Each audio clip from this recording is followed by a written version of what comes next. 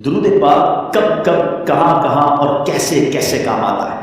ایک بہت ہی خوبصورت واقعہ، بڑا ایمان افروز واقعہ ہے جو میں آپ کے سامنے پیش کرتا ہوں۔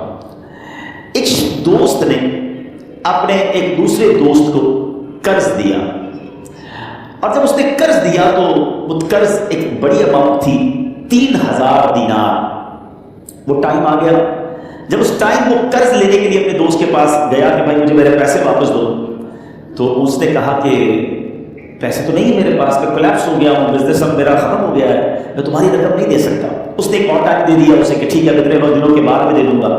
وہ ٹائم بھی گزر گیا، اور جب وہ ٹائم بھی گزر گیا تو اس کے بعد اس دوست نے کہا کہ اب تو پیسے دے دو بھائی، میرا ٹائم پورا ہو گیا، پھر نہ دے سکا ٹائم۔ آخر کار معاملہ جو ہے وہ کورٹ میں چلا گیا، قاضی کے پاس چلا گیا۔ اب قاضی نے جس کو پیسے دینے تھے اس کو بلایا اور کہا کہ بھائی آپ کو اس کے پیسے دینے ہیں؟ کہتے ہیں ہاں پیسے تو دینے ہیں۔ تو کہا پھر دیتے کیوں نہیں ہو؟ کہا پیسے ہیں ہی نہیں، کاروبار ہی ختم ہو گیا ہے، قرضہ کو لیا تھا، میرے پاس بچے کچھ نہیں۔ تو کہا اچھا اب یہ بتاؤ کہ کب دو گے، کیسے دو گے؟ اس نے کہا میرے پاس پیسے ہی نہیں ہیں۔ تو کہا اب تمہارے پاس 30 دن کا ٹائم ہے، 30 ڈیز میں یا تو اس کے پیسے لوٹا دو یا 30 دن کے بعد تمہیں قید کر دیا جائے گا۔ یہ شخص اب گھر آیا، پیسے تو تھے نہیں، مگر شاید علماء نے لکھا کتابوں میں، یہ واقعہ کئی بڑی بڑی کتابوں میں لکھا، اور درود پاک کے فضائل کی بڑی بڑی کتابوں میں لکھا۔ اس شخص نے سوچا کہ اس نے ایک حدیث پاک پڑھی ہوئی تھی کہ جس میں نبی پاک علیہ السلام نے فرمایا ہے، جس کا مضمون ہے کہ جو شخص پریشان ہو، مصیبت زدہ ہو، اسے چاہیے کہ مجھ پر کثرت سے درود پاک پڑھے، کیونکہ درود پڑھنا مصیبتوں اور پریشانیوں کو لے جاتا ہے۔ اب اس عاشق رسول نے سوچا اور تو کچھ ہے نہیں، اب میں درود پاک پڑھنا شروع کرتا ہوں۔ صبح سے لے کر شام تک وہ درود پاک پڑھنے لگ گیا۔ 27 دن گزر گئے، only 3 days left، 3 دن باقی تھے قاضی کے پاس جانے میں۔ 27 دن گزر گئے درود پڑھتے پڑھتے۔ جب 28ویں رات آئی تو آنکھیں تو بند ہوئیں، مگر خواب میں اسے ایک آواز آئی، گھبراؤ نہیں، تمہارا قرضہ ادا کر دیا جائے گا، تمہارا مسئلہ سالو ہو جائے گا۔ صبح اٹھتا ہے، درود پاک پڑھ رہا ہے، مگر کہتا ہے کہ آواز سے تو مسئلہ حل نہیں ہوگا، پیغام کیا ہے اسے سمجھ رہا ہے۔ 28واں دن گزر گیا، 29ویں رات آ گئی، مگر اب آنکھیں بند ہوئی اور قسمت جاگ اٹھی۔ نبی پاک صاحب الاولاد صلی اللہ تعالیٰ علیہ وسلم خواب میں تشریف لائے، اور پیارے آقا صلی اللہ تعالیٰ علیہ وسلم نے فرمایا گھبراؤ نہیں، علی بن عیسیٰ وزیر کے پاس جاؤ، وہ تمہارا قرضہ ادا کر دے گا۔ اب یہ عاشق رسول صبح اٹھا تو ویری فریش، حشاش بشاش کہ اب تو کام ہو گیا، نبی پاک نے خواب میں آ کر بشارت دی ہے۔ مگر پھر ذہن میں سوال آیا کہ علی بن عیسیٰ کے پاس جاؤں گا تو ثبوت کیا ہے، پروف کیا ہوگا؟ میں جا کر اس کو کہوں گا کہ میرا قرضہ دے دو، تو ایسے تو قرضہ نہیں دے دینا۔ اور میں نے اس کو کہا کہ مجھے نبی پاک نے خواب میں کہا ہے، اور اس نے اگر مجھ سے کوئی نشانی مانگی تو میں نشانی کیا دوں گا؟ آخری دن تھا، 29واں دن تھا، وہ بھی درود پڑھتے پڑھتے گزر گیا۔ 30th نائٹ آ گئی، صبح وہ دن ہے جب عدالت میں جانا ہے۔ اب اس رات پھر نبی پاک علیہ السلام خواب میں تشریف لا، اور آقا علیہ السلام نے فرمایا کہ علی بن عیسیٰ وزیر کے پاس جاؤ، وہ تمہارا قرض ادا کر دے گا۔ کہ حضور چلا تو جاؤں گا، لیکن اگر وزیر نے مجھ سے کوئی نشانی طلب کی تو میں کیا جواب دوں گا؟ پیارے آقا علیہ السلام نے کمال کا ارشاد فرمایا کہ علی بن عیسیٰ سے کہنا کہ تم روزانہ فجر کی نماز کے بعد 5000 بار درود پاک پڑھتے ہو، یہ راز فقط تم جانتے ہو اور تمہارا رب جانتا ہے۔ اب یہ جب صبح اٹھا تو ایک نشانی بھی مل چکی تھی۔ عدالت میں جانے سے پہلے وزیر کے دربار میں پہنچ گیا، اسے یہ ڈر تھا کہ آج پیسے نہ لوٹائے تو سزا ہو سکتی ہے۔ جب وزیر کے دربار میں پہنچا تو وزیر اپنے مشیروں کے ساتھ بیٹھا تھا۔ کہا مجھے آپ سے بات کرنی ہے۔ کہا بتاؤ کیا بات کرنی ہے؟ کہا میں ایک پیغام لایا ہوں آپ کے لیے۔ اچھا کس کا پیغام لایا؟ کہا میں نبی پاک جناب محمد مصطفیٰ صلی اللہ تعالیٰ علیہ وسلم کا پیغام لایا۔ وہ عاشق رسول وزیر تھا، کہتا بتاؤ میرے آقا نے کیا پیغام دیا ہے؟ کہا حضور میں 3000 دینار کا مقروض ہوں، آج آخری دن ہے، اور میرے آقا نے مجھے بشارت دی ہے کہ آپ سے کہوں کہ آپ میرا قرض ادا کر دیجیے۔ علی بن عیسیٰ کہتا ہے کوئی ثبوت ہے آپ کے پاس؟ ہے کوئی دلیل بھی ہے آپ کے پاس؟ میں کیسے مان لوں کہ آپ کو نبی پاک علیہ السلام نے بھیجا ہے؟ عاشق رسول کہتا ہے خالی ہاتھ نہیں آیا، میرے آقا نے مجھے دلیل بھی عطا فرمائی ہے، مجھے ایویڈنس بھی دیا ہے، اور پروف یہ ہے حضور کہ آپ روزانہ صبح فجر کی نماز کے بعد نبی پاک صلی اللہ علیہ وسلم کی بارگاہ میں درود و سلام کا نذرانہ پیش کرتے ہیں.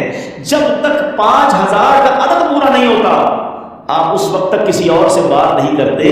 اور اے وزیر صاحب یہ راز صرف آپ کو پتا ہے اور آپ کا رب جانتا ہے. اللہ اکبر. وہ وزیر تو جس کو کہے نا جھوم اٹھا، ایسا عاشق رسول وزیر تھا جو روزانہ صبح 5000 درود پڑھتا ہو. اس کی تو عید ہو گئی نا.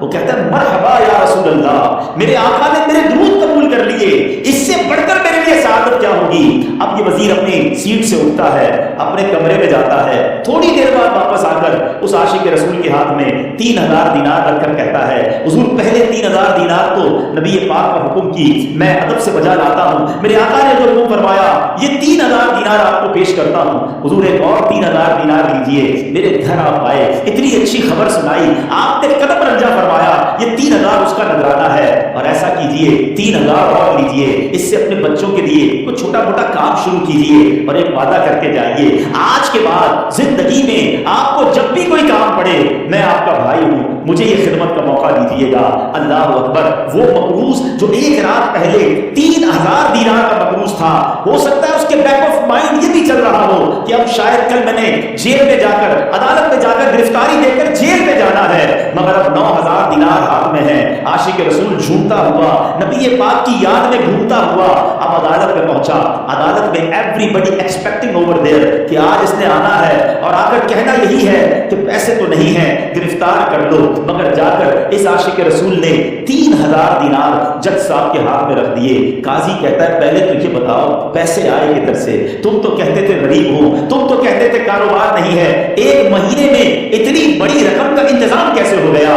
سبحان اللہ. اس عاشق رسول نے گویا زبان حال سے یہ کہا ہوگا کہ یہ تو کرم ہے ان کا، ورنہ مجھ میں تو ایسی بات نہیں، اتنا دیا سرکار نے مجھ کو، اتنی میری اوقات نہیں. اس نے وہ پورا واقعہ بھری عدالت میں سنا دیا. اللہ اکبر. میرے پیارے اسلامی بھائیوں ذرا سوچو پہلے زمانے میں کیسے عاشقان رسول ہوا کرتے تھے. وہ جج وہ قاضی بھی کیسا سرکار علیہ السلام کا عاشق تھا. اپنی سیٹ سے اٹھتا ہے، بھرے دربار میں بھری عدالت میں وہ اپنے چیمبر میں اپنے کمرے میں جاتا ہے اور تھوڑی دیر بعد واپس آ کر اس کے ہاتھ میں بھی 3000 دینار ہیں. اور وہ 3000 دینار جو ہے وہ اس عاشق رسول کے ہاتھ میں رکھتا ہے کہ سارا ثواب علی بن عیسیٰ کیسے لے جائے، میں بھی تو نبی پاک کا غلام ہوں، میں تمہارا قرضہ میں ادا کرتا ہوں. اچھا اب ایک اور عجیب سینیریو یہ بن گیا کہ جس نے کیس کیا تھا، جس نے دعویٰ کیا تھا، وہ بھی یہ سارا منظر دیکھ رہا تھا. کہتا ہے جج صاحب ذرا رکیے، میں بھی اپنے آقا کا امتی ہوں اور ایک کام کیجئے قلم کاغذ منگوائیے، اس عاشق رسول کا قرضہ ہی میں معاف کر دیتا ہوں. اچھا عاشق رسول نے وہ واپس 3000 دینار جو جج صاحب نے دیے تھے وہ واپس جج صاحب کو دیے کہ حضور یہ پیسے آپ ہی رکھ لیں، قرضہ ہی معاف ہو گیا، اب آپ کے پیسے کا میں نے کیا کرنا ہے؟ جج صاحب کہتے ہیں جو پیسے نبی پاک کے نام پر نکالے ہیں اب مجھے واپس نہیں چاہیے، یہ بھی تم اپنے ساتھ لے جاؤ. اللہ اکبر. میرے پیچھے اسلامی بھائیوں وہ عاشق رسول ایک رات پہلے 3000 دینار کا مقروض ہے، اب 12000 دینار لے کر گھر کو واپس جا رہا ہے. اس ایک واقعے کے اندر جو ہم سب کے لیے درس ہے، جو ہم سب کے لیے پیغام ہے. شاعر لکھتے ہیں نا دکھوں نے تم کو جو گھیرا ہو تو درود پڑھو، دکھوں نے تم کو جو گھیرا ہو تو درود پڑھو، جو حاضری کی تمنا ہو تو درود پڑھو. آج ہم بہت ساری پرابلمز میں ہوتے ہیں. یہاں بھی ہو سکتا ہے میرا کوئی بھائی بیمار بیٹھا ہو، کوئی قرضے میں ڈوب گیا ہو، کسی کا کوئی بزنس پرابلم چل رہا ہو، کوئی فیملی ایشو میں ڈسٹرب ہو، آپ کسی بھی پرابلم میں ہیں، خدا کی قسم درود پاک ایسا وظیفہ ہے. لوگ بہت سارے وظائف پوچھتے رہتے ہیں، بہت سارے جناب وظائف کے بارے میں معلومات کرتے رہتے ہیں. سچی بات یہ ہے ہر درد کی دوا ہے صلی علی محمد، ہر درد کی دوا ہے صلی علی محمد، تعویذ ہر بلا ہے صلی علی محمد. تو خدا را اپنی زندگی میں درود پاک کو شامل کر دیجئے اور آپ بلیو کریں جب آپ نے کثرت سے درود پاک پڑھنے شروع کر دیے آپ اپنی آنکھوں سے دیکھیں گے آپ کے پرابلم دور ہو رہے ہیں، آپ کی صحت اچھی ہو رہی ہے، آپ کے قرضے اترنے شروع ہو گئے ہیں، روزگار میں آپ کے برکت ہونا شروع ہو جائے گی، آپ کے چہرے پہ نور آنا شروع ہو جائے گا، آپ کی زبان میں اثر آنا شروع